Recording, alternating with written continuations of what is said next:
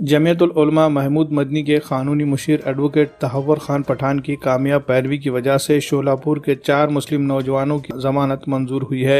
Advocate Tahawwur Khan Pathan ने supreme court में इस मामले को लेकर पैरवी की थी। उन्होंने अदालत में ये नुक्ता उठाया था कि दहशतगर्दी से मुतालिक निचली अदालतों में जितने भी मुकदमे चल रहे हैं वो कानूनी तौर पर सही नहीं है, बल्कि UAPA के तहत जो भी मुकदमा दर्ज होता है इसका ट्रायल निचली अदालतों में नहीं बल्कि ऊपरी अदालतों में होना चाहिए। पिछले कई सालों से ये नुक्ता वो उठा रहे थे। आखिरकार सुप्रीम कोर्ट की 6 रुकनी बेंच ने इस मामले में तारीखी फैसला देते हुए एडवोकेट तहव्वुर खान पठान के मौक़िफ़ को सही ठहराया है। इस फैसले के बाद निचली अदालतों में चल रहे कई दहशतगर्दी के मुकदमात में हलचल मच शुरू हो गई है और अदालतों से जमानतें मंजूर हो रही है। एडवोकेट तहव्वुर खान पठान को इसी कामयाब पैरवी के लिए उन्हें तहनीत पेश करने के लिए आज नांदेड़ में यूथ ब्रिगेड की जानिब से एक मुख्तसर सी तहनीती नशिस्त का इनेकाद किया गया।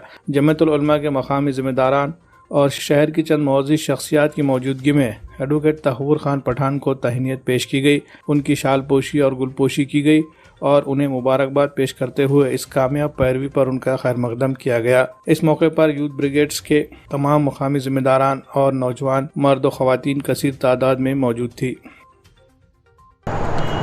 एक्चुअली गुज़िश्ता हफ्ते जो सुप्रीम कोर्ट के मैटर्स हुए हैं उसमें 2 बड़े सुप्रीम कोर्ट से मैटर हुए और एक बम्बई का हुआ। तो 7 और 8 तारीख में 2 दिन में 3 बड़े मैटर अल्हम्दुलिल्लाह हुए। उसमें जो बड़ा मैटर था वो सोलापुर वाला था, जिसमें आप शायद सुने होंगे कि जो जेल के बाहर 8 बंदों का जो फायरिंग वगैरह हुई थी वो इन्हीं केस में के बंदे थे। और ये केस खुसूसी इसलिए है कि इससे नई तारीख़ रकम की है इस केस ने, कि इसमें जो कोर्ट के इख्तियारात है, मैजिस्ट्रेट कोर्ट के इख्तियारात को चैलेंज किया गया था और ये जो 7 साल का वक्फा इसके लिए लगा और बिलाखिर सुप्रीम कोर्ट ने इस बात की तस्दीक कर दी कि मैजिस्ट्रेट कोर्ट को ख़तन इख्तियार नहीं है कि जो मैटर में UAPA unlawful activities prevention act लगता है उस मैटर को के अंदर रिमांड्स भी ये कोर्ट दे नहीं सकते। तो ये जो अब तक सिलसिला चले आ रहा था तशवीशी एजेंसियों का, वो अल्हम्दुलिल्लाह इस कोर्ट के फ़ैसले के बाद वो सारा जो प्रोसीजर है इन्वेस्टिगेशन एजेंसीज का वो सारा गिर गया है। यानी इसके ज़रिए से अब जो निचली अदालतों में जो वक्त या जो लंबा एक अरसा गुजरता था वो उस पे ब्रेक लगेगा और जो मौजूदा केसेस टेरर मैटर है उसका सारा प्रोसीजर गलत हो गया।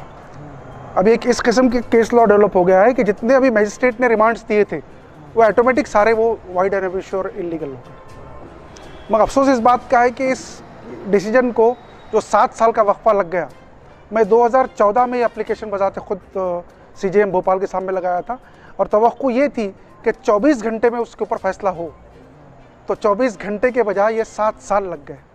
तो इसकी तशवीश है।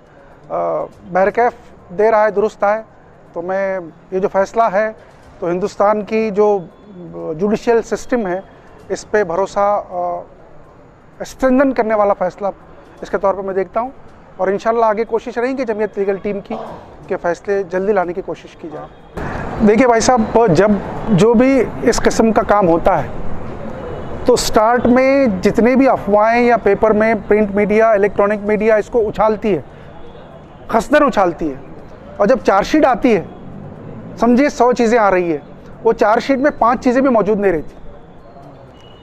अब तो एक इसलिए एक अलग विंग चाहिए, लोगों में अवेयरनेस चाहिए कि इसकी अकाउंटेबिलिटी तय हो कि आप जो बेबुनियाद इल्ज़ामात लगा रहे हो या आप जो मीडिया ट्रायल कर रहे हो, इस चीज़ों पे फौरी तौर पे अदालत के ज़रिए रोक लगाने की ज़रूरत है।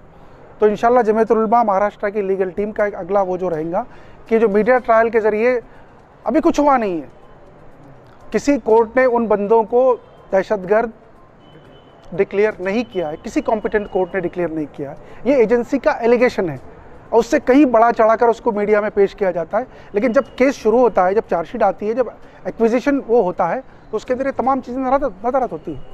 आज यूथ ब्रिगेड नांदेड़ की जानिब से आली जनाब एडवोकेट तहव्वुर खान साहब की गुलपोशी इस्तकबाल का प्रोग्राम था। आली जनाब एडवोकेट तहव्वुर खान साहब जमीयत उलमा महाराष्ट्र के प्लेटफॉर्म से कई बेकसूर नौजवानों को जो बिना किसी कसूर के जेलों में कई सालों से बंद थे, उन सब को आज़ाद करा रहे हैं, उन सब की रिहाई के लिए कोशिश कर रहे हैं।